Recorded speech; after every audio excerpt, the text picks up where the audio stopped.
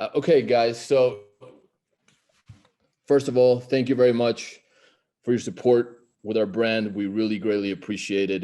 It's an amazing response that we receive every time we do this in collaboration with our partner Tippsy.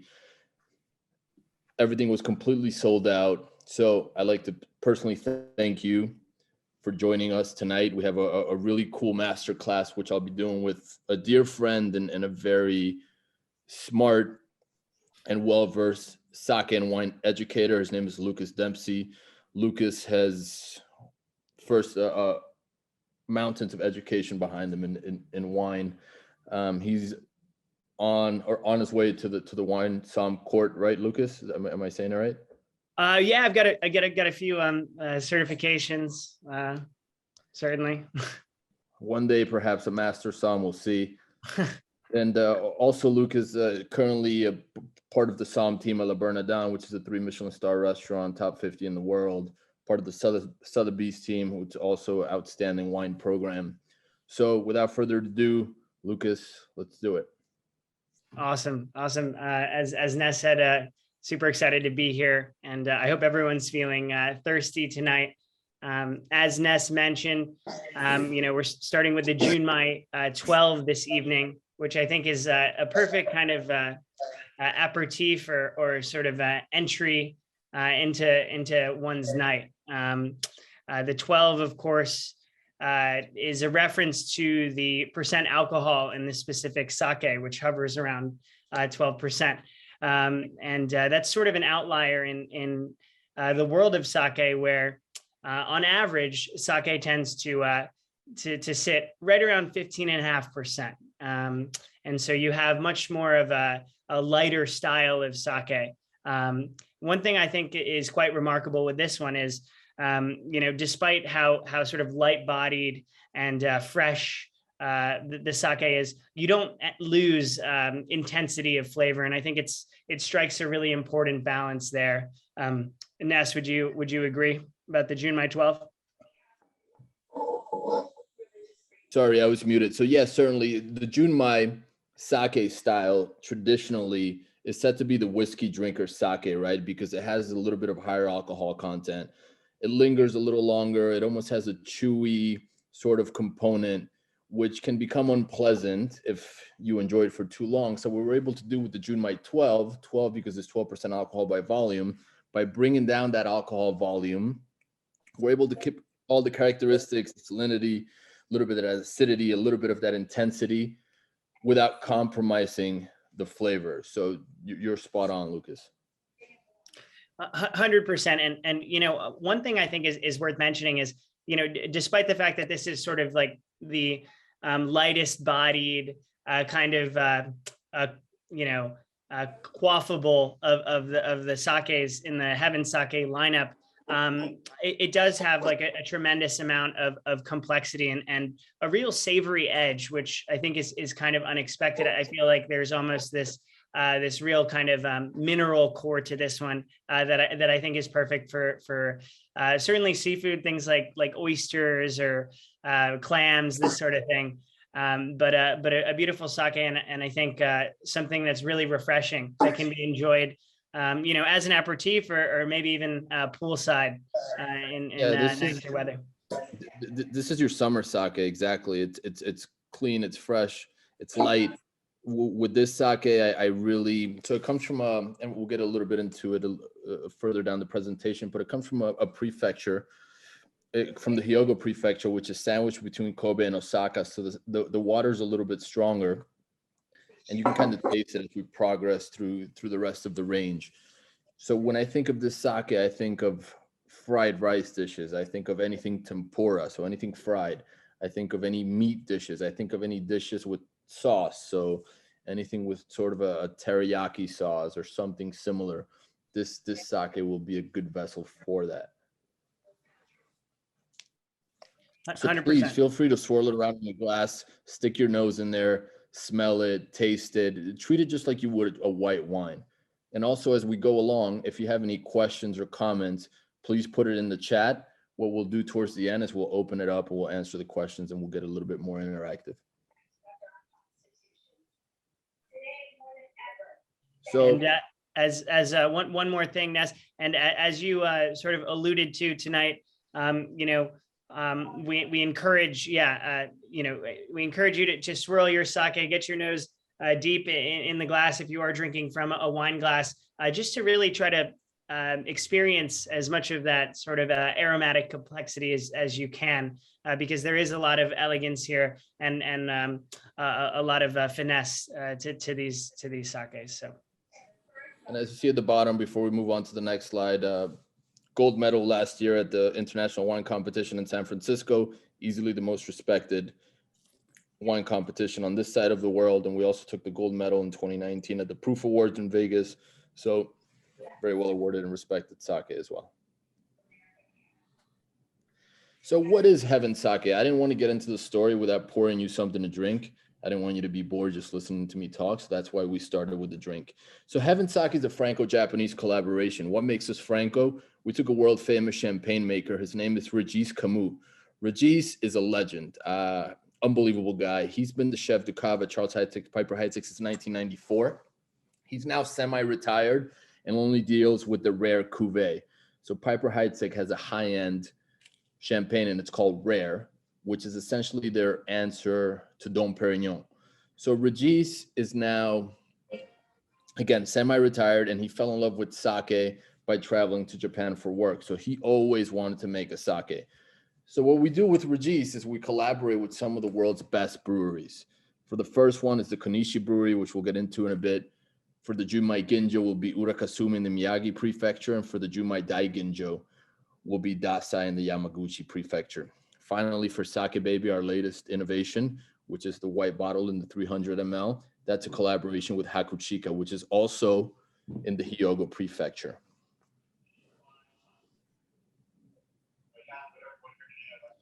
Here's Regis, some of his accolades. He's won the IWC Winemaker Award of the Year 8 or 9 times. I can't keep count. It's essentially like winning an Oscar. So he's really very well-respected guy. And the reason this collaboration came about is really because of the respect the Japanese have for his craft in champagne making. Everything that we'll go through today is 100% made in Japan, from the wrapper, from the top, from the bottle. If you turn your bottles upside down, the Heaven Sake bottles, the bigger ones, it'll say Heaven Sake at the bottom. So that mold is ours. It's proprietary. We own it. Nobody else can use it. We're really very proud of that. Everything is shipped in refrigerated cask, stored in refrigerated storage, so you really get what leaves the brewery. In addition to that, if you look on the back label, towards the bottom, there will be a bottling date. My bottle right now says 21/02. So my sake was bottled in February of 2021. That's really fresh sake. You want to enjoy sake young, and that's a point that I really want to drive when you guys are enjoying sake. So it's important for us that you, the consumers, get fresh sake. Here is, before we go to the next slide. Okay, this is fine. So yeah, this is the map where our breweries are. On the left, we have Konishi, 450-year-old brewery, family owned and operated. They're able to produce sake year round. Why is that important? Because again, we want you to have fresh sake.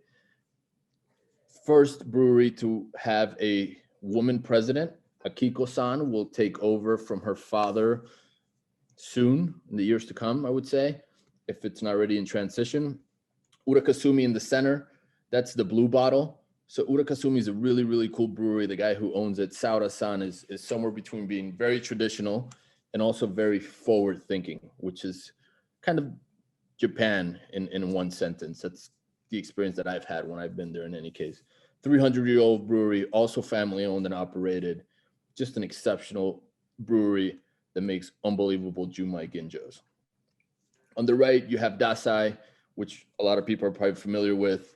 Dasai is around a 200-year-old brewery. Since the 1990s, have been dedicated to only making Junmai Dai Ginjo sakes, which we'll get into in a bit. That's the black bottle that we'll get into towards the end of the presentation.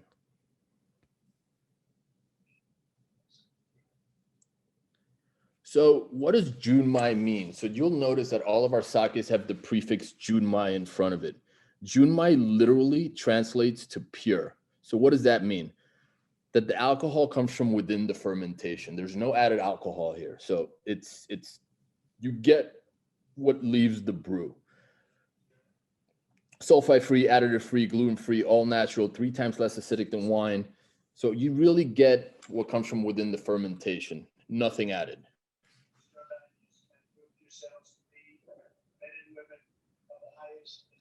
A little bit more about the design.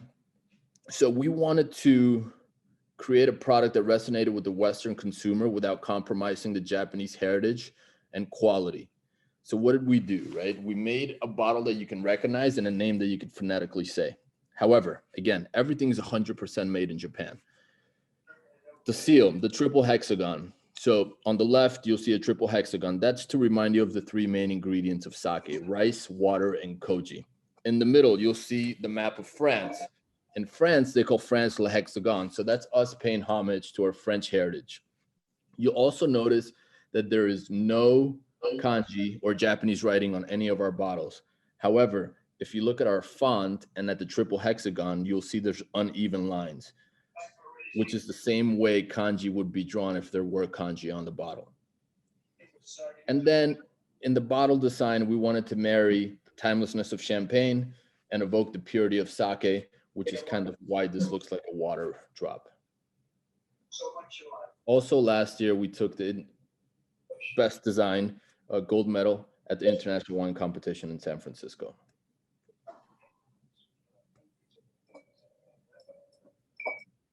Are you guys ready for the next sake? Let's do it, Lucas. Yeah, beautiful. This is actually the sake I have in my glass right now.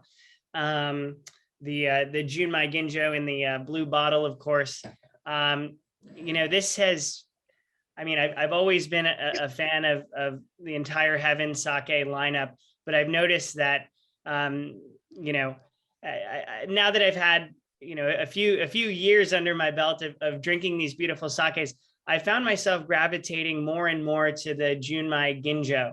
I think it has this sort of versatility while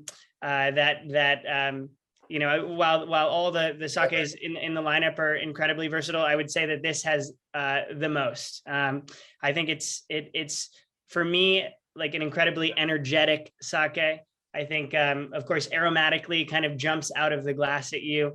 I'm hit with these beautiful kind of melon aromas, maybe a little bit of a banana as well. But something that's just super refreshing, super just super engaging, and also with a pleasant kind of a finish, and almost like an uplifting acidity, and I find that to be kind of rare in sake. As Ness had mentioned in a few slides ago, sake is about 3 times less acidic than wine. So acidity in sake isn't something that's often discussed. But in the case of this Junmai Ginjo, I think that there is a real kind of lift that you get, and this kind of refreshing quality on the palate that I find perfect with all types of food.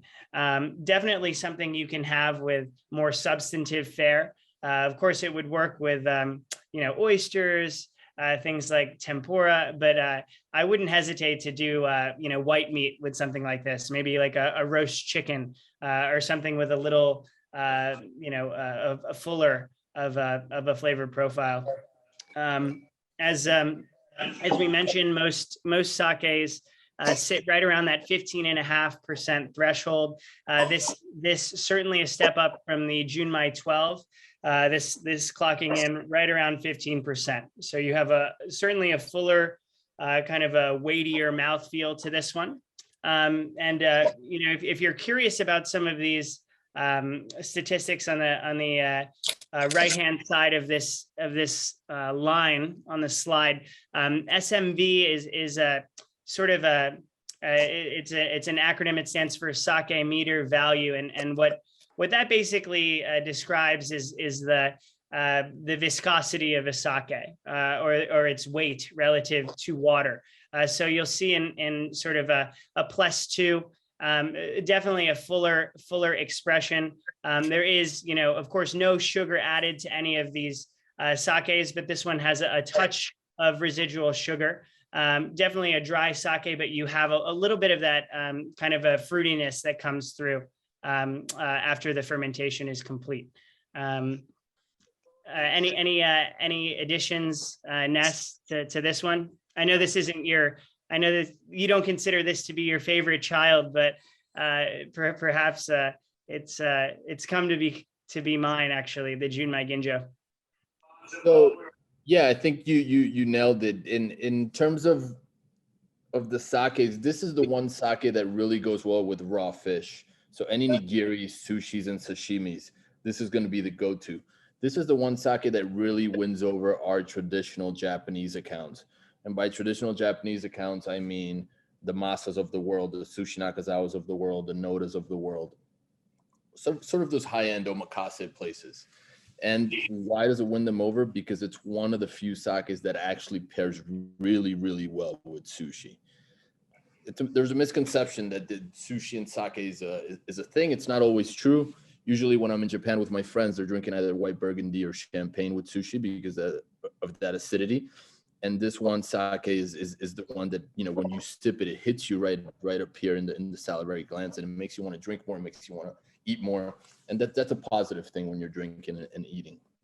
So this sake is really special. It's really complex. It's 3 rice, 2 yeast. As Lucas said on the right, he can give you a better idea of what these things mean in relation to wine. Maybe Lucas, that's a better way to explain it. So, yep, gold medal 2019 at the Proof Awards. Down at the bottom, you'll see Bo Timken, who's kind of an authority in sake in America, talk about an elegant and supremely balanced Junmai Ginjo, which is kind of, I see some of the comments that you're posting here, and it's kind of right in line with that. Totally. And yeah, Nessa, that's a good point you bring up about being this sort of bridge between more modern styles of sake, which I find are often a little more lush, a little more fruit driven. And it sort of balances that with the savory side, which is sort of more of what I associate with very traditional producers of sake. And so I think that really the style of the house really shines through in this case. For sure. And he's really famous for Junmai Ginjos. Yeah. So I hope you enjoyed this one. Let's go to the next slide.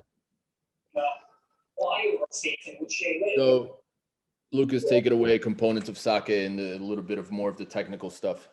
Yeah, absolutely. So now that everyone has had the opportunity to taste a few of these sakes, I figured we would talk a little bit about sort of the fundamentals of sake, of course, without getting too technical here. But as Ness said, even the hexagonal logo printed on top of each of these bottles, again, sort of a reference, these 3 hexagons to the 3 major components of sake. Of course, rice, which is the source of the starch, right? Really what enables this to happen. Water, which I sort of equate to, the sort of concept of terroir, which I'm sure many of you are familiar with, but it's this concept often discussed in wine, sort of a French concept that aims to describe the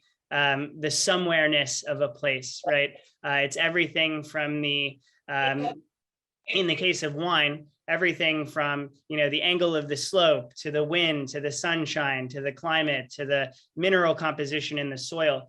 And I find that water, and its importance in sake, it is kind of analogous in that sense, which is why, each of these 3 sakes comes from a very different part of Japan with a very different water table and a very different mineral composition therein. So what you have is, of course, the style of the brewery and the style of Regis, but water, which is 80% of what we're drinking tonight, right? And so it's it's of paramount importance in really giving these sakes an identity. And of course, koji, which is this mold which enables the fermentation to happen. If we were to put one more kind of component in here, sort of the unsung hero, maybe it would be yeast, right? Because the yeast is also what enables the alcohol to actually be created. Koji, this mold sort of turns the rice into food that the yeast can ingest. But rice, water, and koji, this sort of holy trinity in sake making, for sure. 7 years. Yeah, that's right. There's actually a picture, I believe, in the brewery slide that shows you how they apply the koji. Zach, I don't know if you want to go back to it quickly so we can show everybody what we mean by koji.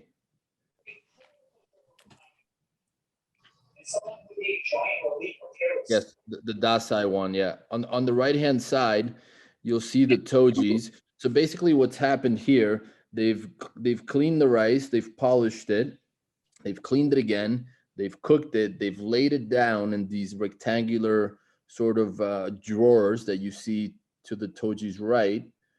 So they've laid down the cooked rice, it's cooled. And then now the tojis are applying the koji, which is basically a powder, right? And they do this beautiful motion as they walk along the rice and they just kind of apply it like that.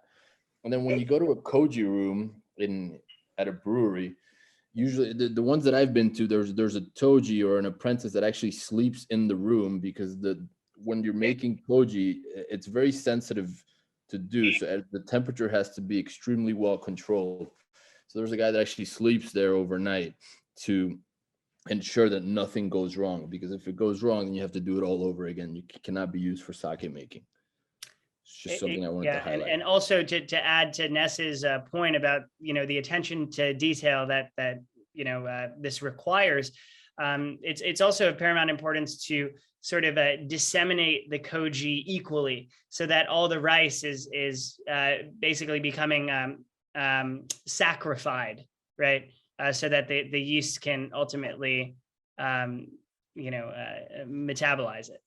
So it's also very important to make sure that the distribution of koji is consistent throughout in terms of creating consistent product. And so as Ness said, no sort of shortcuts in the sake making process.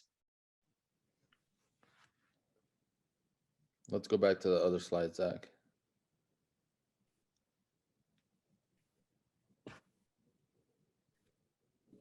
So just a brief word on how sake is categorized. Of course, Junmai sake that we're discussing tonight, that we're tasting tonight, Junmai, which again means pure, right? This is the sort of only 10% of sake in the world falls under this category, right? The vast majority of sake isn't subject to much regulation.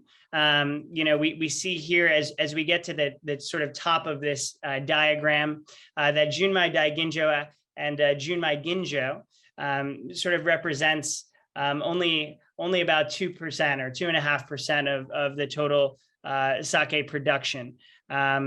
We see here Hanjozo making up about 14.2%.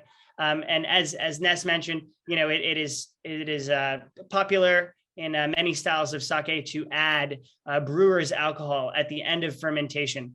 So an additional sort of alcohol added before bottling. And that's not something that is done with Heaven Sake, and it's not something that is done with any Junmai sake. So an important distinction there, that truly what you're getting in the case of a Junmai sake is the three aforementioned ingredients, right? Koji, water, and rice.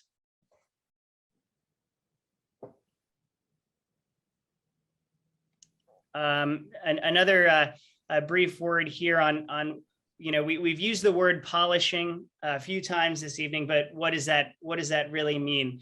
So this is a very sort of rudimentary diagram of a rice grain here, but essentially you can see that in the center of the grain, we have what's called the shimpaku.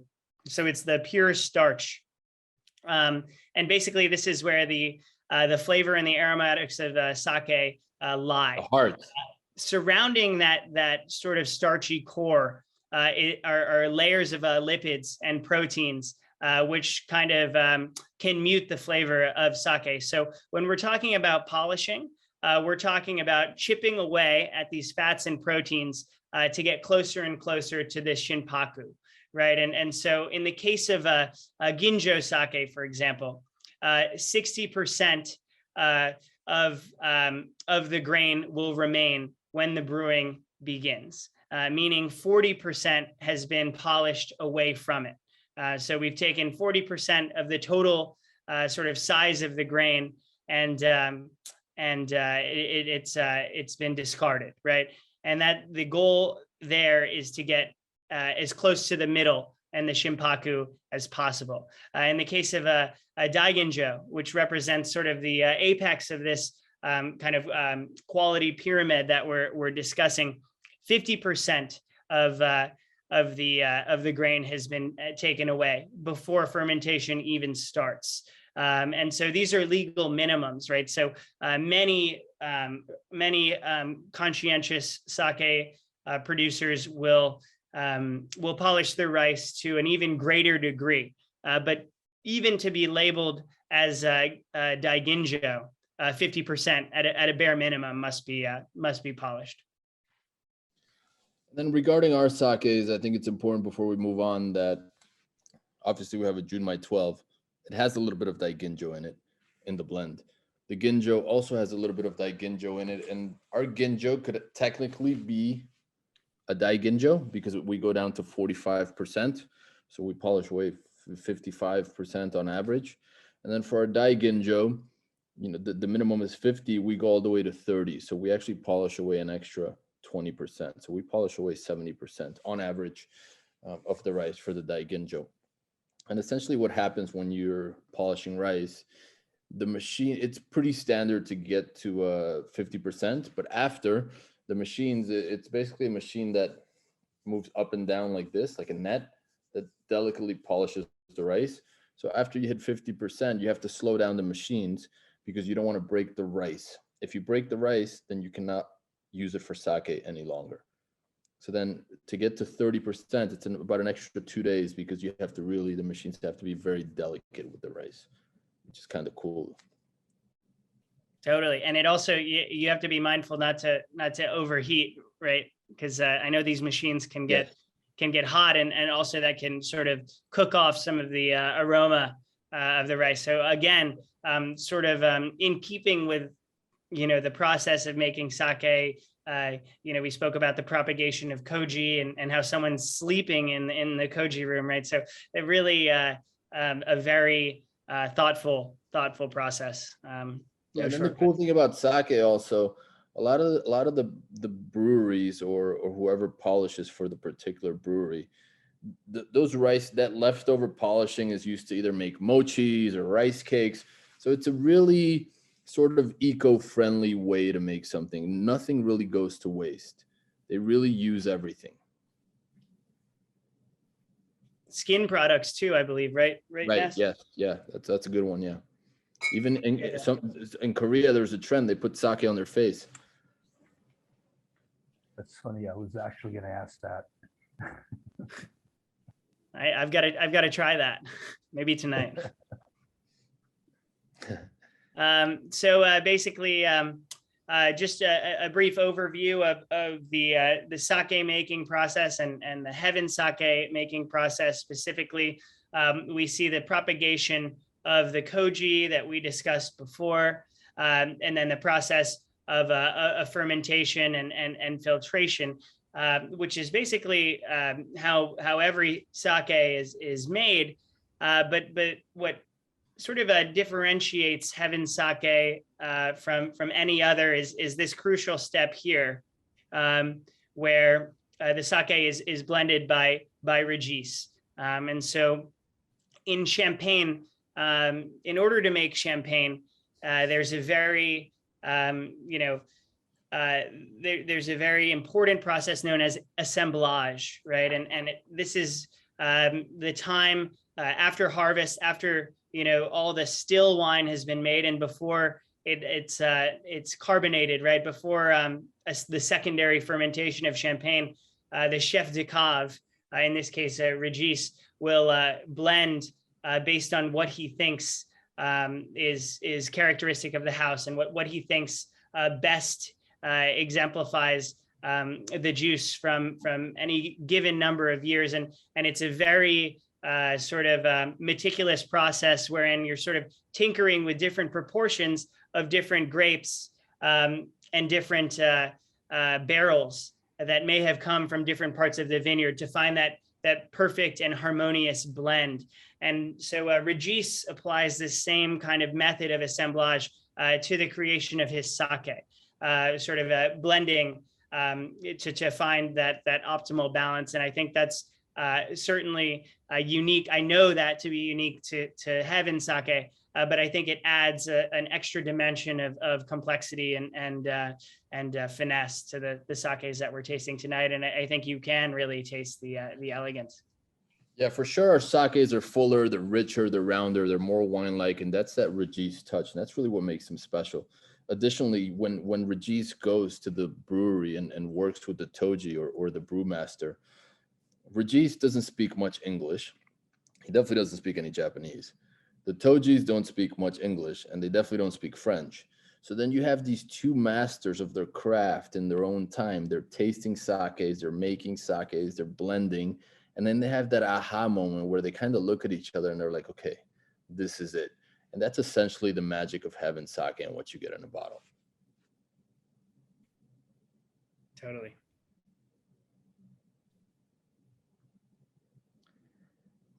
All right. So how's everybody doing on drinks? Good. Are we ready to try another one? Should we slow down?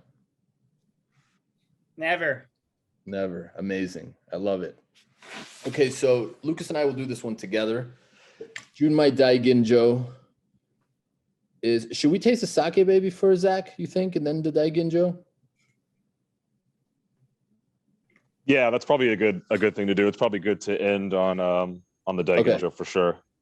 Okay, so I'll skip ahead to the sake baby. We'll talk about it a little bit.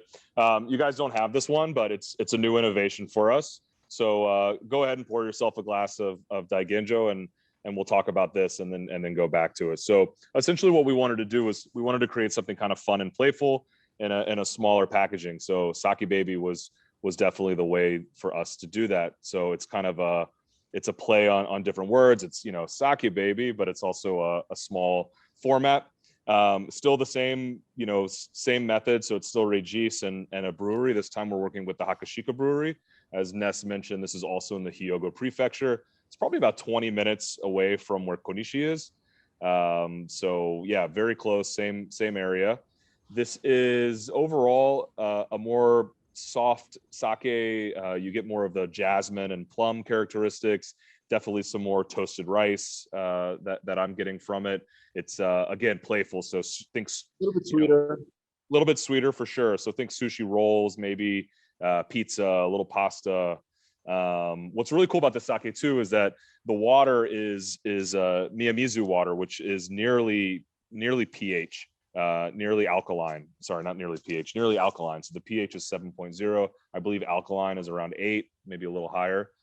So very, very cool. So, you guys look for the sake and definitely try it on your own time. It's fun. It's something that you can have by yourself and crush a whole bottle quite easily. Yeah, it's a 300 ml, so it's 10.5 ounces or just about 2 5-ounce glasses. More casual. It's more fun. If you're grabbing sushi at home and you want a decent bottle to go with it, this would be the one. This is actually my first time tasting it. Really, as you said, Zach, there's this real creaminess to this one that I really appreciate. Sort of distinguishes itself from the others. Almost this kind of a peanutty kind of flavor. It smells like cashews. I really enjoy it. It's a little more savory than some of the others. For sure, yeah. That toasted really sesame, cashew, yeah, definitely. I feel like if you were ever to, I know some people, especially in the colder months, they like to heat their sake. I know it's not something that we at Heaven Sake generally recommend, mostly because you sort of lose the aroma. But it would be interesting to try this one with a little warmth. I feel like it would take well to a slight warmth. Yeah, yeah, that. absolutely. I mean, that's the fun thing about sake too, is that you really can try it at so many different temperatures. I find that grabbing a sake out of the fridge and leaving it on your table is great, because you can taste it as it, kind of gets up to room temperature, similar to white Burgundy or any sort of white wine. It has It is varying, alive after all. yeah, it has varying different flavors, and sometimes too cold can really bring out the alcohol and subdue the actual flavor. So it's a fun thing to do, and I think warm, especially with sake baby, is again, it's playful. Do what you want with it. Totally. All right, back to the Sure. Daiginjo. Last but certainly not least. So the first, my favorite. Not supposed to say that, but it's true. Junmai Daiginjo. Again, Junmai meaning pure. Daiginjo meaning that we go at least to 50% polishing. As I mentioned before, we go to 30 here. So actually 70% of that rice is polished away on average. And that's what you have left. Rajesh says this reminds him of walking into a flower shop. Right away, you're going to get a full blossom of aromas when you stick your nose in there. You're going to swirl it. You're going to see some legs on it. Once you taste it, it'll be creamy. It'll be plush. It'll be velvety. It'll be a lot fuller than the rest of them. It's also slightly higher in alcohol. This sits at 16% alcohol by volume. This sake, if we were doing this in my house, I would just only drink Junmai Daiginjo. I think it's really pleasant. I think it drinks well. You feel it. It's a really hearty sake. We've won 2 years in a row, best sake double gold at the International Wine Competition in San Francisco. We've got the Platinum Award in the UK and a bunch of other awards that are not mentioned on here, including the Proof Awards and some in France and Italy as well.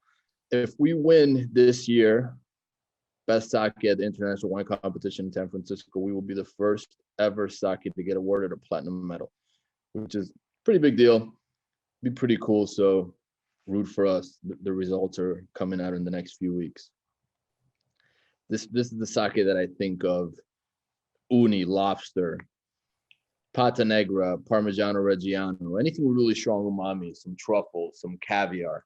This is the sake that's going to go really well with it. Otoro, anything really decadent. This sake is going to be that vessel to carry it through. 100%. I couldn't agree more, Ness. I love the Junmai Daiginjo for the reasons that you mentioned. It just like kind of jumps out of the glass at you, and this sort of explosion of floral aromas. Of the lineup, I think this is the most kind of wine like. It kind of strikes you on the nose like a floral a white wine. But unlike wine, this is a sake that does carry some umami of its own. It almost you feel I think the full range of flavor in the back of the mouth, right? Like you need another sip, or you need a bite of food, for example. And I think that's why it lends itself so well to these super umami rich foods, as you mentioned. Even something like potato chips or like shrimp chips, I think would be perfect for this, right? This really or a good Napolitan pizza, right? Something with a lot of umami. You have the amino acids of the cheese, 100%. The umami of the tomato as well. Sardines, anchovies, any of these things are going to just pair fantastic with the sake. It's really versatile in that way. But it also, what I really love about it is that it also drinks really nicely on its own. I can drink this all night long. Couldn't agree more. And certainly wanted to finish with this one because it is the fullest bodied in the range. We see the alcohol percentage clocking in at 16%, right? So this is a more mouth-filling, more kind of a rich, lush textural sake, and that's sort of why we like to progress from the 12 to the ginjo and finally to the daiginjo. Yep. Boy, to me, this is like Don Julio 1942. If you're going to compare it to tequila, this is amazing. Love to Awesome. hear that. All right, Zach, let's go to the next slide. Sake Baby, we went through already. This is some of our on-premise partners for people on the West Coast and East Coast. You probably heard of some of these or have some of these in your market. So again, up top, anywhere from Noda, Nakazawa, Masa, those are kind of your Michelin standard restaurants that, you know, they're sushi masters that have come to America and are really successful on their own. And they love and support our products. Down in the middle, you have some of the more, maybe not super high-end Michelin rated, but good standard sushi places. There's Sushi by Boo, there's a bunch. Domo in New York and Jersey. Sushi on Jones, the same. Some of the big ones are Tao and Catch, which are in Hakkasan, which are Vegas, New York, and LA. Komodo down in Miami, Lure Fish Bar, which is an awesome place in New York as well. Lobster Club, and many other hotels and chains.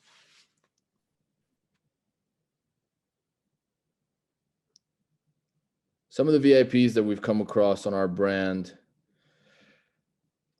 throughout the years, it's been quite fun. Anyone from Virgil to ASAP Rocky, Diplo, Nas, Bella Thorne, and me. Let's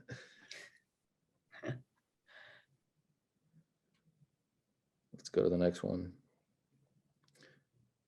Some of the press we've garnered, obviously, again, Regis, a legend, Fortune, Maxim, anywhere from Vogue, etc. we've been in.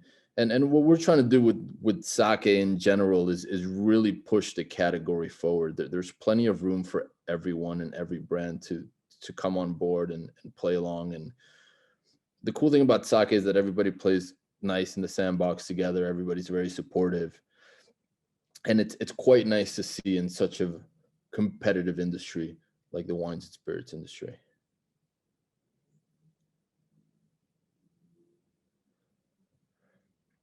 Social media, follow us, please. We have 37.3 thousand million followers. No, I'm kidding. Somebody made a mistake there. And then some of the retailers that we didn't have that slide on here. I think it got truncated, but you can find us anywhere from Total Wine, Vevmo. New York is not a chain market, so a lot of your local liquor stores will have it. And yeah, it's awesome. There's in New York on 14th Street, we're at Trader Joe's. Zach, maybe you want to mention a few others that are big. Erewhon down on the West Coast. And online, obviously, Tippsy, which is an unbelievable e-tailer. And they're so supportive and they have such awesome sakes and not just our sakes, but it's a way for you to discover other sakes and, you know, try a little bit of Heaven sake and a little bit of another sake and compare and say, wow, I like this one for this reason. I tried this one with this. It's really awesome what they're doing. And personally, I really appreciate it as a sake brand. And I'm happy that they're so supportive of us as well and that they were able to put this together for everyone. Oh, thank you so much. And thank you everyone for enjoying us. So now we're going to unmute everybody. Cameras on. We're going to take comments. We're going to take questions. I know Zach's been answering some of the questions in the chat. If your question wasn't answered, please ask it. If you have any other questions, feel free to chime in. If you have any comments, if you have any generic sake questions, we're here to answer some questions for you. Yeah, no question is too simple. I'm curious what yeast they're using on this Daiginjo. Do you know the Dasai yeast, Zach? They usually do 7 or 9. Yeah, I think so. Off the top of my head, I cannot remember exactly. Let me get back to you in 2 seconds. I can tell you that there's 4 sakes. It's a single yeast. It's a blend of 2 proprietary sakes that they have and 2 that are made just for us. And that is what's in that blend. So the Junmai Daiginjo is just from Dasai? Yes. So every bottle is brewery specific. So Zach, if you go back to, let's go back to the first slide of Junmai 12. Mhm. It's a good question.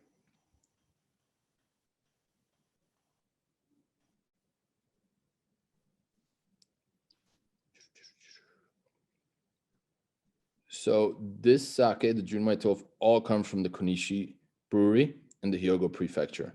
So all of the sakes come from this particular brewery. If we go to the Junmai Ginjo slide, all the sakes come from the Urakasumi brewery. And for the Daiginjo, all of the sakes come from the Dasai brewery. You said that they're able to produce all year round. How do they do that with the rice harvest season? So these breweries, so it's important for us that we're able to partner with breweries that produce year round. So which means that they have the capacity to stay open year round. So they either source rice from other people, but the important thing is that the facility functions year round. Some of the smaller breweries take time off for rice harvest, as you mentioned, and for picking the rice. And a lot of the smaller breweries do kind of everything together, or sorry, not together, but at the same, they do everything on their own. So that's why. So Dasai being the most automated, Urakasumi being pretty automated. Konishi is also pretty automated as well. In that order would be Dasai the most, Konishi the second most, and then Urakasumi the third most. Thank you. Of course. All right. Someone's asking what's everyone's background? How was the brand founded? How old? And how did the team get involved? Cool. So the brand was founded by a group of guys out of Europe and France. They were looking for, so they weren't looking, but they found sake to be the alternative to red wine and vodka and all these other harsher drinks that you drink when you're out. So they found sake and they fell in love with it because of the feeling and the vibe it gave you when you're out. So it doesn't crash, it doesn't hit you too hard, you don't feel terrible the next day. So that's essentially the one of the ideas behind the brand. And then also there's the relationship with Regis, who always wanted to make a sake and really collaborate with some of the best breweries in the world. So those two things came together and Heaven Sake was born. The joke of one of our co-founders is that heavensake.com was available. So that's how we named it. A question about the air in the top of the bottles. So I noticed when my 3 bottles came in, they had air in the top. And I know wine, usually they take all the air out. Does that not affect the sake in any way? Zach? I don't know that there was air. You just mean that there was a space in between the top and the where the liquid hits.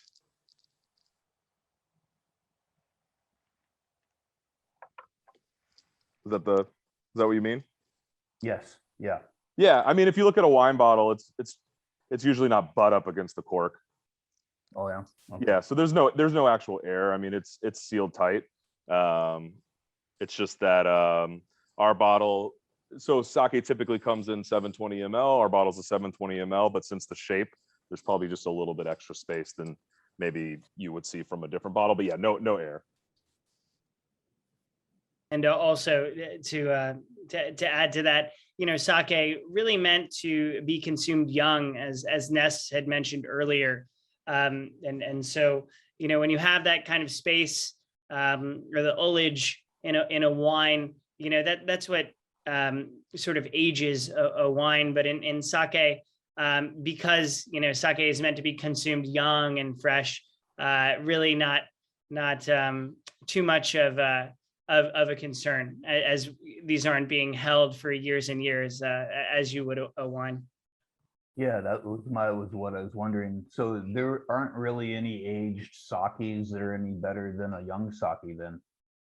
I mean, there are definitely styles of sake that are meant to be aged for longer. Usually they're sakes that are aged in oak, like a taru type of sakes. I'm sure Zach or Ness could speak more about this style. But the style of Heaven Sake is certainly in the former camp, right? Young, youthful sake. Yeah, I mean, I've had birth year sake. I'm 1985. It's phenomenal. I've gone to extremes and I've cellared Nama sake, which is really crazy. And it's an unpasteurized sake for They kind of taste like a sherry, right? Like what is that 100% Italian right. wine? So What's the Italian wine? Yeah, sherry for me is the most accurate. Like you said, it's when you age a sake, typically you start to get that way more nutty quality, and it starts to get that oxidized color naturally. It turns into like a golden. Yeah, it's more syrupy, also texture wise. But yeah, go ahead. Sorry, yeah, I just posted one of our Tippsy's blog posts about aged sake. If you go there, you can see the color difference between like newer sake and aged sake. So.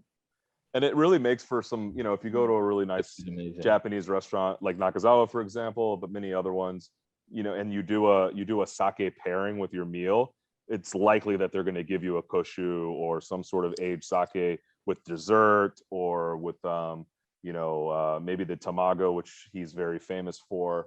So it's I like to think about sake very much like just another beverage, and not just a Japanese beverage, and it pairs with so many different things and has so many different layers, which is really cool. So it's great again that Ness mentioned, with Tippsy you can try so many different things. So please take this as a jumping off point, and continue to buy lots of cases of Heaven Sake, but try some other stuff. Zach, we have someone answer questions in the chat. Yeah, so I think at this point, if you guys want to just shoot out your answers vocally. Raise your hand, please. Yeah, but someone asked about how long sake lasts after it's open. So closed for sure a year or two, but you probably want to drink it faster. Open minimum 2 weeks, but definitely up to a month is probably fine for sake. It does not in the refrigerator. Yeah, in the refrigerator. It does. I mean, not, I've had sake open for 2-3 months and it tastes fine if it's refrigerated. It's just important that you keep it cold in a dark place and that the sunlight's not directly hitting it. Yeah, much longer shelf life than wine. Definitely. This would be good with an S guy. I like this person, Winged Pup Productions. All right, yeah, this is Goose. But also the thing that I find interesting about sake is that you want to sort vertically instead of horizontally, not like wine. You want to keep it upright, which is an interesting difference. Yes, that's right. Zach.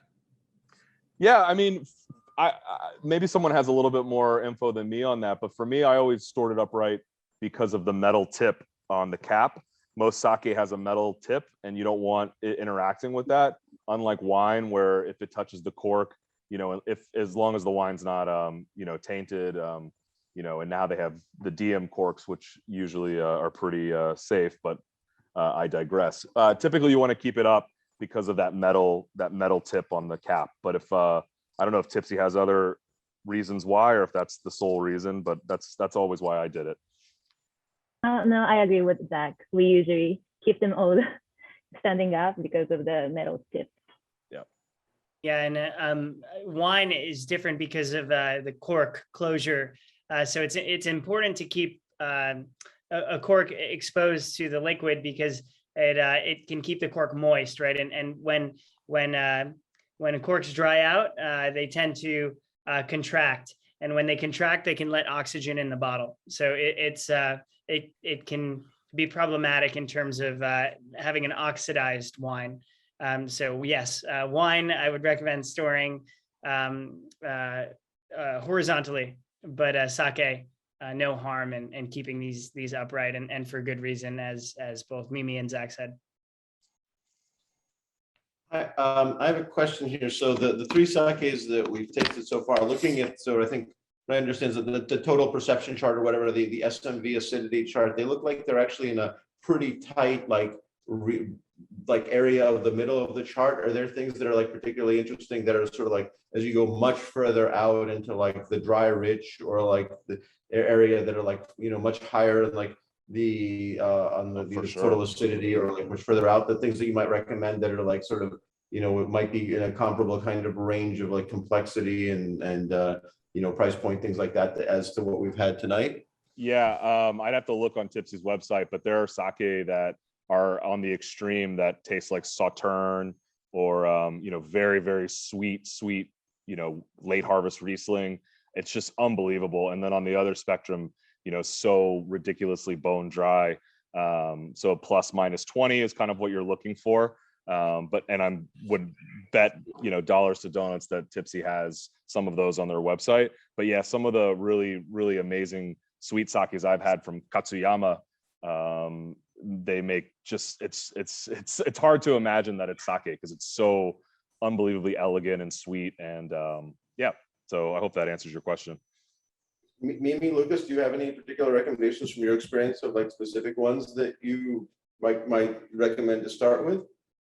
So for the sweet ones, because I Or not sweet, do just or like maybe the dry rich, like on that end. ones. So yeah, the dry rich, something that's like I say, like the, you know, looking at the total acidity, like a one, like anything at a 1.8 or something like that's further up, or those not, or like the two, and you know, and I don't know. Mimi, do you guys have the Kimbishi Hanjozo? Kimbishi? Uh-huh. No, actually, we do have. Let me see. Let me just double check. Because the Kimbishi Hanjozo is like ridiculous. I mean, get a slice of Parmesan cheese and mushroom and you know, ramen, anything. I mean, it's just full of this crazy dry umami flavor. I'm not sure if they have it, but That's actually one that's like bone dry. Like it's pretty impressive. It's also the oldest brand still in production. I didn't know that. Yeah, it's around the 1400s. Kenbishi. I'll put that in the chat. And I actually posted the link right now. Perfect. Yeah. Thank you so much. Of course. Yeah, that's one of my favorites. Cool. Can you explain the filtering process a little bit, and also is hard or soft water used? I mean, so if you want to talk about hard and soft water, I think a generality, especially for our discussion today, typically the southern part of Japan has harder water, more minerality, more pH. So typically, and I say typically because it's not 100%, you're going to find sakes from the south to be a little bit more linear, a little bit more focused in terms of the palate, maybe a quicker finish, as you know, the north has softer water. So just think about when you tasted the blue bottle versus the black bottle. The blue bottle envelops your mouth and is very just soft and kind of sits on the palate. And even though the Daiginjo is super lush and big, it's also got that real kind of focus, you know, minerality and you know, I guess the best I can describe it. And that's just a rule for water in Japan. 100%. And again, I would circle back to this sort of concept of terroir, which I think kind of links both sake and wine together. This really kind of, you know, the characteristics that can manifest from, you know, something like water and the unique composition that a specific part of Japan or prefecture may have. Yeah, absolutely. And then just a couple other things I think we didn't touch on. I mean, yeast is really what's driving the flavor component of the sake. The water and the rice are more of the structure. So that's just something kind of interesting that I always find. It's because, you know, you're drinking a sake and you're like, well, how are these flavors even existing when it's just rice, water, and koji and yeast? But the yeast and the polishing of the rice is what's driving that. Anyone else? I know people have burning questions. They're not talking. I noticed that the Daiginjo that we just tried had a vanilla taste to it for me. And I was wondering, did anybody else taste that, or was it just my imagination? Well, I will say everyone's palate definitely picks up on different things. For me, I get more of that lush tropical kind of wild berry, grape vibe to it. But and I apologize, I don't have it in the glass at the moment. But everyone's palate picks up different things for sure with wine, beer, sake, everything. And some are more attuned to different things than others. So I will definitely not say no. But I sort of concur with that. I think that there's something behind some of the floral and fruit characteristics of the Daiginjo. Almost this kind of persistent, it's sort of hard to describe, but not quite fruit, not quite floral. It's like vaguely a spice of some sort. Vanilla is an interesting one because it's often associated with flavors of oak, right? Or certainly in a wine context. But I totally understand what you mean. There's some kind of like a spice to this sake that I totally pick up on. Like a baking spice. Yeah, like a baking spice, of course, devoid of this sort of oak. Sure. Influence, but a spice nonetheless. Michael asks, when needing to heat sake, what temperature is recommended starting point? So, I mean, different sake, I think, react well to different levels. Very, very, very hot is typically reserved for your box sake at your local sushi joint. But anywhere above room temperature, I think, is a good place to start. I would encourage you to try different temperatures after room temperature and find sake at the point that you most find it enjoyable. But there's no exact temperature for hot sake, quote unquote, whereas cold sake typically is around that 55 degree. There's an amazing girl or woman. Her name is Chizoku. And she does something called Sake Caliente. I believe she has an Instagram. Mm-hmm. And she teaches you, or she guides you on how to properly heat sake. Chiz is great. I believe she's a sake samurai, and she's just awesome. So if you have a chance, check it out, because she's definitely the person to do hot sake. I'll type it in the... She has a thing called Sake Caliente. Well, one thing to be conscious of is when you're dealing with like a Junmai Daiginjo or some of these sakes with higher polishing rates, it's not always advisable to heat these up, because when you heat a sake like a very aromatic, sake like a Daiginjo, you can sometimes burn off a little bit of the aroma. In other words, they're a little more sensitive to heat. So if you do want to drink them at a warmer temperature, it's important that you're not really spiking the temperature. Yeah, that's absolutely right. I mean, think about... Would you agree, Zach, Mimi? Yeah, I mean, when you're heating up a sake, I think you want to have more starch to work with, right? So you want to have more rice remaining. So anything from a junmai to just a straight hanjozo or something of that nature is better, because it's more malleable. It has a little bit more, I guess, meat on the bone to mess with. So it's the same thing. Exactly right. Yeah. So anything really Ginjo, Daiginjo, maybe Ginjo, maybe a few, but Daiginjo really, I think, is definitely meant to be drunk, chilled. Yeah, and if I can add a little bit, so Please. Satsuko, our portfolio manager, she's a professional at sake and everything. And she often told me, like, you can enjoy sake, like, where, the way you want. But so if you're a beginner with, warming up sake, you can start with, right before you boil the sake, because you don't want to boil it. You don't want to ruin the taste. But right before boiling the sake, and then from there, you can just, slowly, like, enjoy the temperature change as it like slowly like cool down, and you actually feel that flavor changes as the temperature changes, and it's really interesting. And as for your Michael, like your second question, yes, if you have tokuri, that would be great. But if you don't, like, you can actually even use like your coffee mug to put sake and then you can, warm up in a warm bath, water bath, and then transfer the sake into your, whatever the sake cup you have. Yeah, hopefully that helps. Yeah, usually what Chiz does, and I've been to a few of her things, she'll put as Mimi saying, a hot bath. So for lack of a better example, a pan with warm water, then you pour the sake into your ceramic sokoru and you stick it in there and you let it heat up naturally. Just don't stick it in the microwave. Yeah. Yeah, speaking of cheap sake, is there ever a time when the Nagori never. sake is any good? Yeah. Oh, yeah. Absolutely. Dasai has a Dasai 50 Junmai Dai Ginjo Nigori that I personally find outstanding. Yeah, for And me, I think they also have a sparkling one they do. They're both amazing. For me, the Ryaku from Shimane is probably my favorite. It's dry, it's pretty elegant.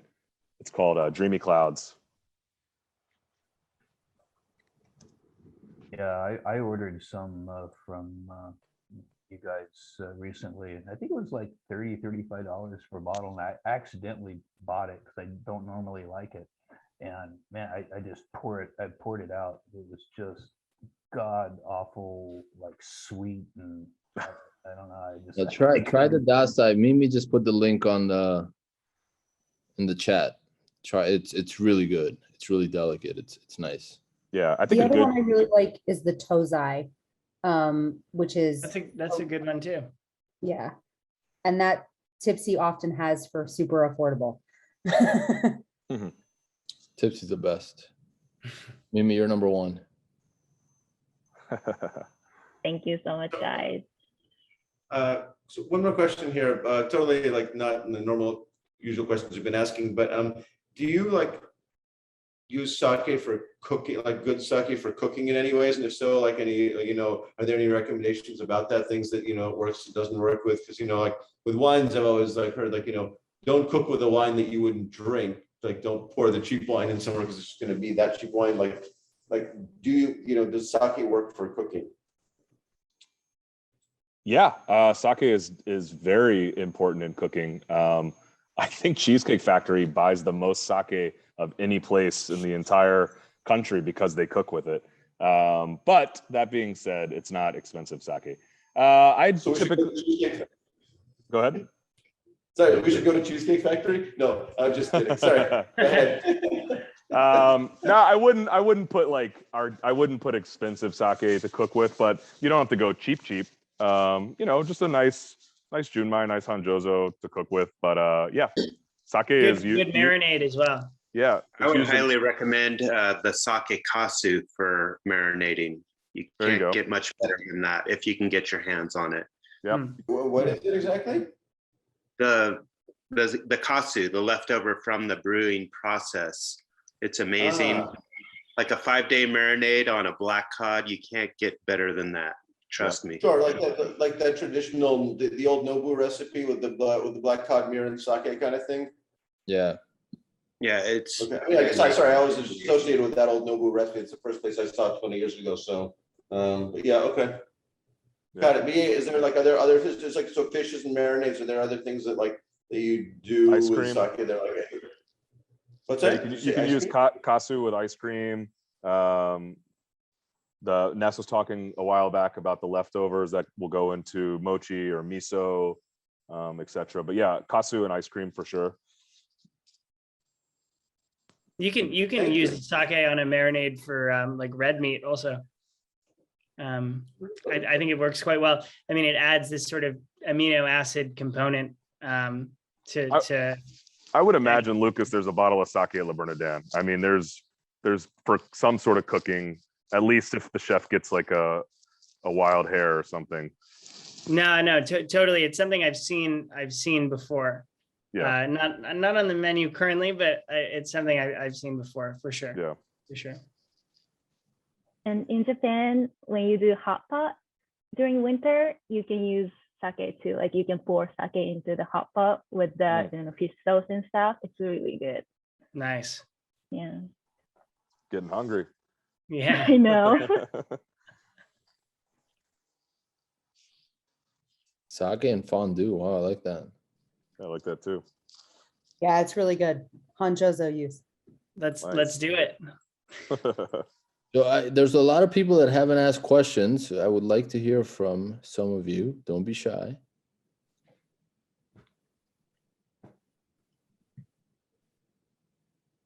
Don't sit in the dark. Anyone? No, I do have a question.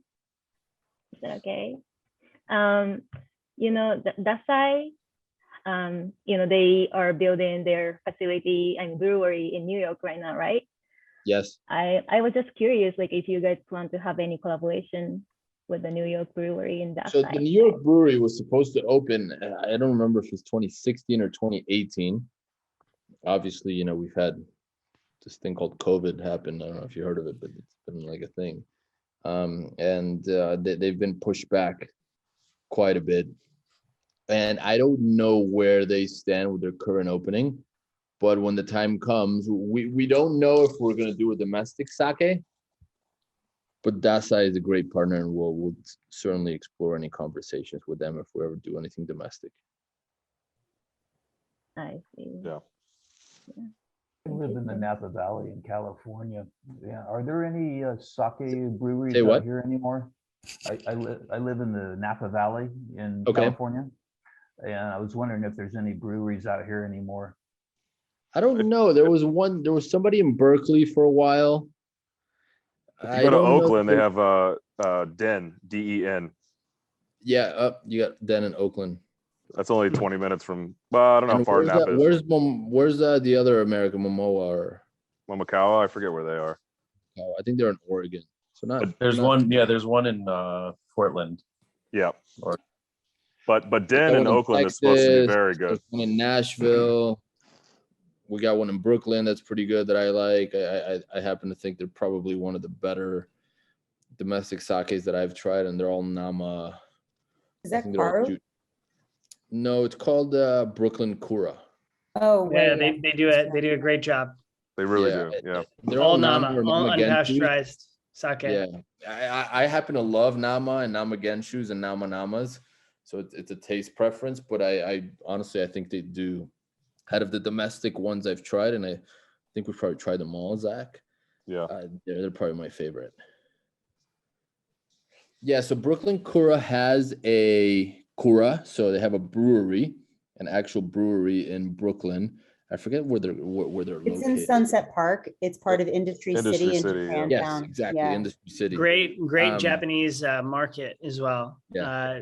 Almost adjacent. Yeah, and those guys are great. Brian is awesome, and they really do a great job. And they always, if you're in the area, you should go check them out. It's worth it. And actually, next door, they another brewery opened called Kato, Kato Sake Works. I have not had. Are they right next to each other? They're like next Yeah. door. Yeah, I have not Really? had their sake yet. But They're actually in Bushwick. They're pretty on point. yeah, I Yeah. recommend them. right on. Right. Yeah, I've heard Kato's good. I haven't had it either, but I heard it's good. KATO. Yep. Yeah, Let's go. Brooklyn it's field trip. good. Mhm. I live like 10 minutes away from the Japan Village area in Nice. Industry City. They also have a sake store there. Yeah, Kurichi or whatever. Kurichi. Yeah. Yeah, go I tell was them to wondering- carry having sake. Well, I was wondering if you guys are there. Not yet, no. Just keep bugging them. You're only 10 minutes away. You can go once a day. Yeah, no, Maybe I'm twice. actually a sake sommelier, and I do like local Oh. tastings and stuff. Oh, very cool. Awesome. And they're listed by the Sake Sommelier Association. But yeah, they don't have a lot of American or even French brands. No, but you know what happens with a lot of these shops, and there's one in the East Village as well. I forget the name. What's the On name of the East, Village? on East Sakaya. Seven. There. Yeah, Sakaya. Sakaya. And I know these guys for a long time, but they become so focused on like very traditional Japanese products that they forget to look at people who are really trying to push the envelope, and brands that are trying to, and there's other brands, not just us, right? There's a handful of other brands that are in the same line where they're trying to maybe not quite at our level, but it's the same idea, right? It's like, how do you break down that wall of daishishi is awesome, but how do you break down that wall of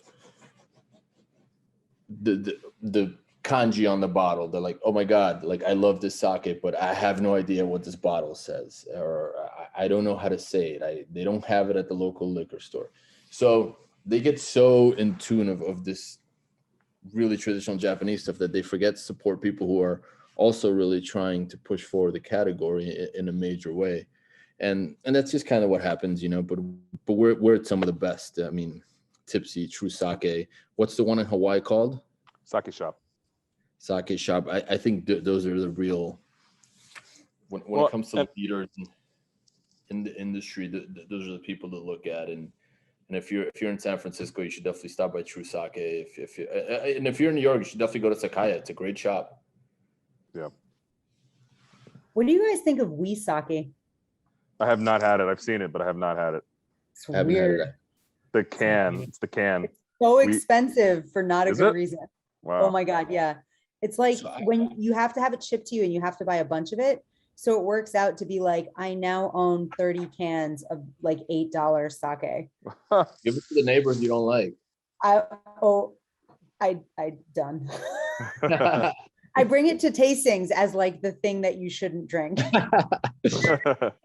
Well, if you're in New York, you should connect with us because we'd love to, you know, if you're a sake sam, you should have a small arsenal of heaven sake that we will happily. I would love that. Holiday events are coming up. How do we connect for the New Yorkers? I'm in New York. I'm in Brooklyn. But me and Zach will put our emails now in the chat. Okay, cool. And if you have any questions, or if you have you heard of Night Swim? Yep. No. What are your thoughts on that? No. I mean, Zach, I haven't heard of it, but Zach, I think I haven't had it. I did. It's I feel like it's beginner friendly, I would say. It's what? Beginner friendly. Okay. Beginner, yeah. Yeah, it has a very fruity smell. But if you really like, dry your ends, you might not enjoy it too much. But if you, I thought it was beginner. Yeah. Yeah, I thought it was smooth. I got it. I don't know it. I'm down in Florida. We had it this weekend, and it was a little bit smoother than I think we had a Bushido or something, and that was a little bit more hearty. I think. Where? I like the. Yeah, so I like the blue one. I can't remember what the name of that. The Ginjo. Where in Florida are you? Yeah. I'm sorry. Where in Florida are you? Well, I'm in Orlando right now, but I live in Brooklyn. Awesome. So yeah, I'm in Celebration near Disney. So nice. Love it. Yeah. But I live in New York full time, just down here for COVID. So Zach and I, for all you New Yorkers, maybe what we can do is we can set up I'm sorry guys for that are not in New York. Nothing we can do, but maybe we all get together. We all get together on email. Mimi, maybe you come meet us and we all go to Brooklyn Kura and hang out, have some heaven sake and have some Brooklyn Kura one day. I'd love it. Oh my God. That'd be awesome. So please, honestly, email us. We'd love to meet up with sake enthusiasts. It's a small circle of people that are kind of really into it. So we're happy to hang. I feel like it's up and coming. I feel like more people are getting into it. Oh, that sounds awesome. It's been up and coming, yeah. So the more the merrier. Great. Well, thank you so much. This has been awesome. Our pleasure, of course. Thank you for joining. Thanks for tuning in. Yeah, thank you guys so much. This has been really cool. Awesome. I'm happy you liked it. Thank you for spending your Thursday evening with us. This one is so good. It's really a standout, unique moment. The Daiginjo is really nice, but it's a Daiginjo. It's all really nice, but this sort of has a really unique flavor palette that I like. Yeah, that's the one that I think, as Ness mentioned, the traditional Japanese spots really love it, but also wine sommeliers, I think, really find the Ginjo to be the most appealing. Like you said, obviously the Daiginjo, I mean, it's the pinnacle of sake making. Listen, the But Jumai Ginjo is the purest sake. You know, like if you're a purist, if you're like a wine person, if you're a sushi person, if you're a sake person, that's kind of what sets the tone for us. There's no going around it. People really, really like it. yeah, and the price for that bottle is just knockout. I mean, What is it? I think it's 39 on the or 37 on the site. I mean, it's bad. absolutely a no-brainer for that style and quality of sake. Yeah, which brings me to my last question is what's the difference between a $30 bottle of sake and a $300 bottle of sake? So a lot of I things. wouldn't know. $270. Most people would. Yeah, there you go. Yeah. Again, we mentioned briefly, I don't know if you remember, to polish the rice to a finer polishing rate, it takes a lot longer. So naturally that becomes more expensive, right? It's a more arduous task to take on for the brewery. So I certainly think that's one of the things. The other thing is obviously marketing. Right now we went from Super 9 to Super 7 to now there's a 0. So now there's a sake that's polished to just below 1%. And I think that bottle wholesale, I think it's $4 or $5 grand. Yeah, but to Ness's honestly, point, after I mean, 30%, yeah, you know, the differences are so small. They're like, Well, and I think it's also important to remember that a higher polishing rate doesn't necessarily guarantee a better sake, right? Right. You're striving for balance. You're striving for a lot of things, you know. More of a novelty at that point. Exactly. I think the same. But I think it's more about, you know, where is that perfect balance, and as Ness said, it is an expensive process to mill the rice to you know, and if you're really getting down to a very fine percentage of the grain that you're milling, that is a costly process. Yeah, for sure. Yeah, I mean, think about it. You need at least double the rice. The rice has to be a specific type of rice because to polish to low levels, you need a certain type of rice that can do that or it'll break, as we mentioned earlier. The yeast, you know, the rice is typically in that lower range, Yamada Nishiki, which is, you know, the most sought after rice and more expensive. Yeast is usually a little more expensive. Obviously marketing and packaging. You can make the batch and you can't make as much as the batch, but it still takes you a long time to make it. So I think that's where they're priced higher. Labor too, yeah. Yeah. Is there any use for the rice byproduct? The rice that's polished off? Yeah, rice cakes, mochi, beauty products. So like they put it in creams and in sake baths, apparently. Good exfoliant. Animal fodder, bad sake. Miso soup, yeah. The sake process is kind of cool because nothing really goes to waste. And the breweries are pretty good. Does anyone on this chat have any kind of resources or like places to go for home brewers? I'm actually currently making my first batch of sake right now, and where are you based? I'm in Connecticut. Just outside New York City. Outside New York. You got to go to Brooklyn Cora. Brooklyn Cora. Yeah, like and they'll love it. Like Brian, reach out to me. I'll connect you with him, and if I'm around, I'll come meet up with you. They're really nice awesome. guys. They're really nice guys. I just actually I'm like, I don't know, 8 weeks in, so I just did my second rack of. I can tell you that I've been to breweries, and I respect the effort. Yeah, it's awesome. Such a great process. It's just there's really no resources. Like it's really hard to find things online. Yeah, it's tough. I mean, have you thought about going to Japan? Yes. Definitely high on my list. Got to wait until our 18-month-old is a little bit older. But I hear that. but yeah, I mean that's like probably next on our list of travels. But so if we go to Japan, where is the best place to go for sake purposes? So you have to. So for your purpose, you have to go during the season the sake is being produced, generally, right? Because remember, not most breweries will not produce year round. They'll produce at a certain time of the year. And I think Right. that's usually like now, right? Yeah, like colder times, right? Yeah, it's usually now. So that's when you'd want to go. And I mean, you can go, I've been all the way from Oita all the way down to Yamagata all the way north, and there's breweries. Okay. Yeah, Osaka we- is we- huge, like high on my list because we're Yeah. both So we're two of our huge breweries foodies. are nearby. If you ever want to go to Konishi, I'm sure they'd be happy to have you. Oh, that'd be amazing. Yeah, I started with basic rice wine with the yeast balls, and I've graduated to full on process. And but I still like I need to I find. mean, listen, I've been to like very small breweries that are like the size of somebody's house.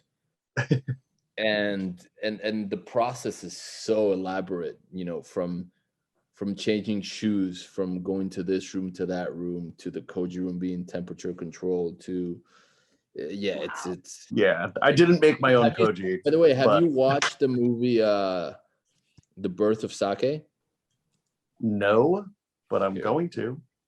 Okay, so you got it's brewery specific. It's Tadorigawa, I believe. Yes. And they basically it's beautifully shot. The guy used to shoot for Bourdain. Oh, that's awesome. It's a 90-minute film, but it shows you what a year in a brewery would look like. That would probably give me a wealth of knowledge. Yeah. And And it's Travis. awesome. It's an awesome film. It's not boring at all, I promise. It's really, really No, that's good. I mean that's right up my alley. Yeah, it's really tough. I'm really close, like I'm trying to filter out. That's why I was asking earlier, like what your filtering process is. Obviously for home brewers, you can't use like big charcoal filters, but You probably got to go the traditional way. I'm using bentonite most likely. What do you call the thing, Zach? They do it like a bag. Oh, the Shizuku. I don't know, but it's like when you You do gotta it. keep filtering it. Yeah, it's a process. It's a lot. A It's lot very of laborious. much but respect to you. it's rewarding, and it's I probably will end up with 2 gallons, but it's Bring some fun. to New York. Let's try it. Yeah, I'll definitely I'll shoot you an email. Maybe we can meet up in Brooklyn. And Yeah, next for time sure. we'll be tasting. I mean your- it, by the way. your sake, Everybody Joe. that's sending the emails. Let's all get on an email chain. Mimi will come meet us. That'd be Go to All right, that's Brooklyn for, decided. Yeah, maybe we'll bring the sake.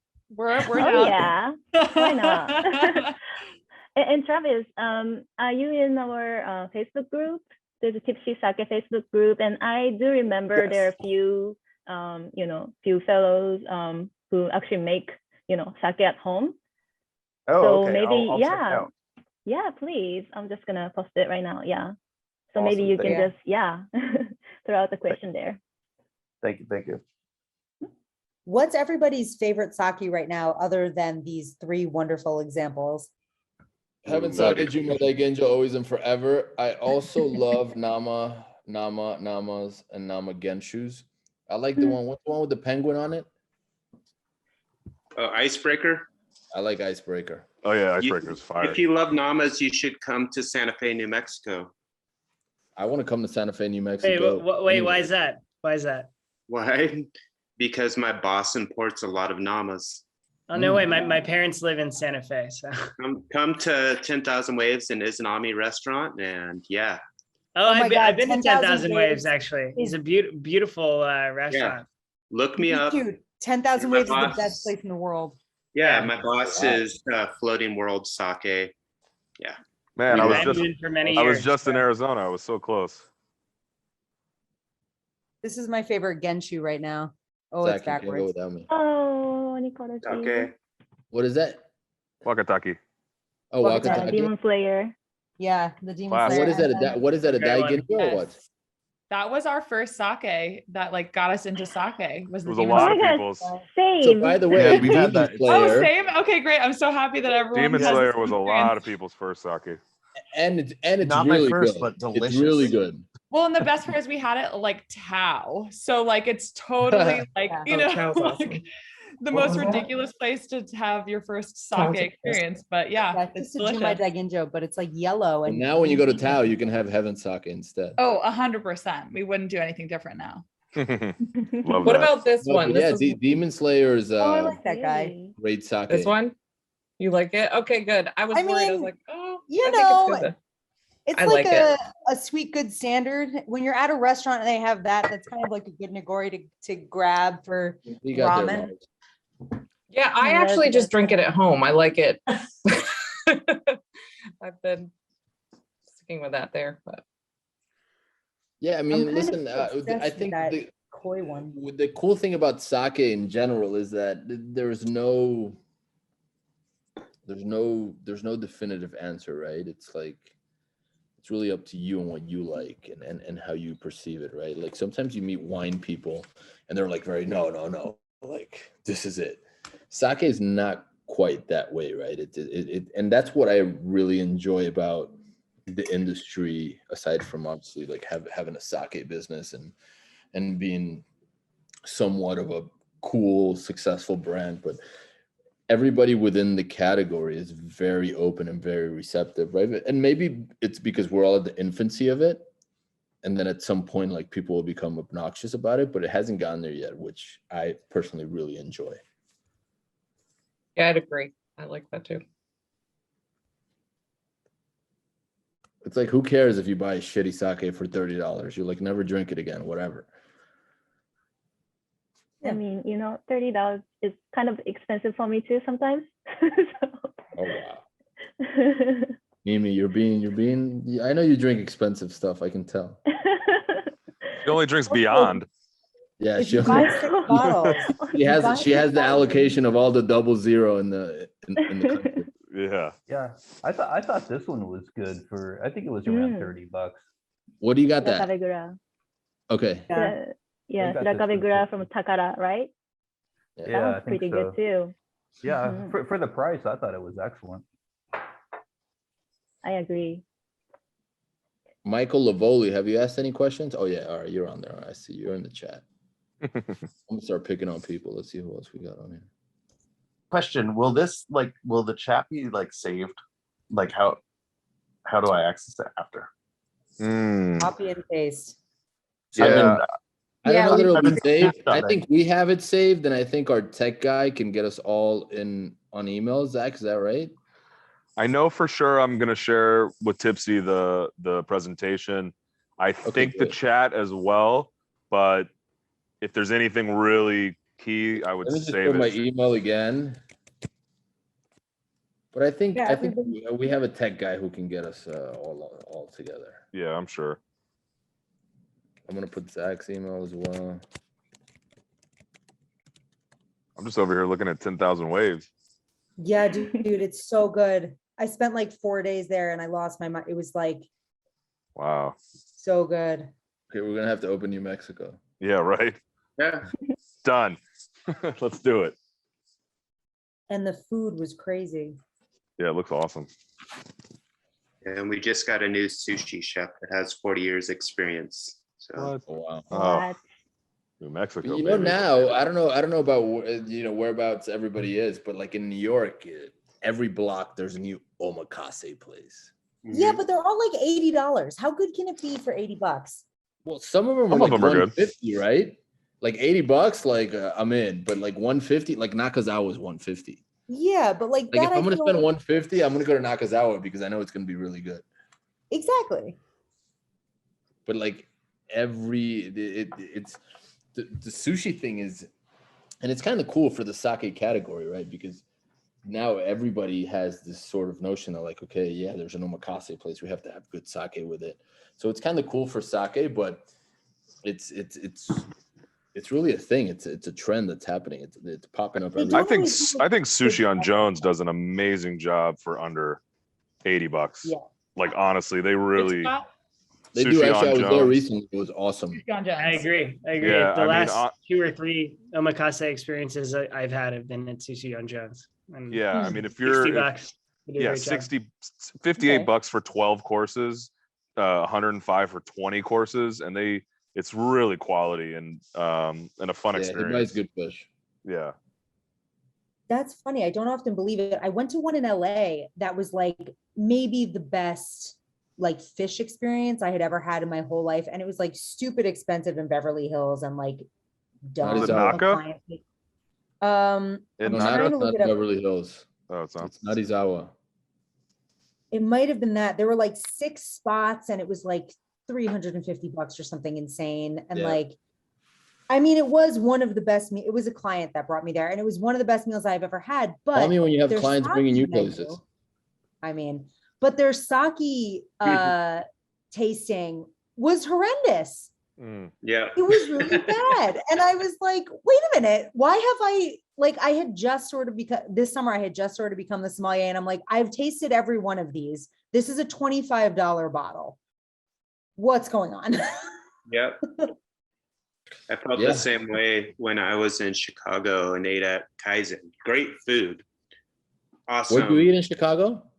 A spot called Kaizen, Michelin star. Yeah, he's Korean, right? I've eaten there.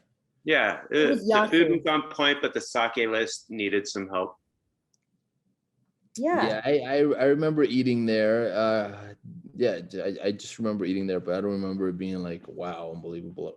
No, but next time you're in LA, you should hit up my son. He works at Harajuku Tap Room. In Oh, Culver well, that's City. fantastic. Yeah. That's The fantastic. Yeah, so I was at Yasu in Zach, we're Beverly going to LA Hills. soon, right? Yeah, Harajuku Tap Room. Yep. What's your son's name? Zion. Oh, wow, that's a great name. Yeah. That's- Heaven Taco's in LA if he wants to carry some. But like this was the best one that they had. Oh shit. What is that, Azumi Judon? I can't see it. Yeah, Yeah. Yeah. that was, and they No, were no. charging $50 a bottle for it. I'm Well, like, that's not a Mark, 50, what are, that's know, not, what are you doing? sometimes they put all the focus on the food and they forget that the beverage and the vibe is just as important. Exactly. That's why Shuko in New York is still one of my favorite places, because the vibe, the beverage, and the food all match the price. You only Shuko? like it because they play hip hop. On I hope 12th you're- Street? Yeah. Oh, okay. Are you hitting up Accidental Bar in Alphabet City? I know that guy. Ness knows him too. I haven't been yet because we've been traveling so much, but yeah, that's a cool spot. Austin's. He Yeah, knows Austin his- is. What's it called? Yeah, Yeah. Ness. Remember when we were at the sake champagne bar, Air's Champagne Parlor, but they also do the sake, and we were hanging out with Dean. Yeah. And so that guy that we were hanging out with opened up his own spot called Accidental Bar. And he's right across the street from Chris Johnson. Oh, really? Bar is. Sake Ninja. Sake Ninja. Yeah. Sorry, I really have to leave now, but Yeah, maybe we'll thank end you it. so much. Yeah. Thank you And guys. yeah, Thank you, Heaven, Mimi. thank you. And Heaven Sake team will be sending us the slide, right? Yes. Yes. Okay, great. Yeah, I'll make sure to share with everyone. Awesome. Thank Even- you yeah. guys. Thank you. Thank Thank you. You guys are great. Thanks everyone so much. It was so Keep in touch. great. It Thanks, was everyone. awesome. I guys. really Thank you, appreciate it. Mimi. And Thank see you in Sake Brooklyn. team.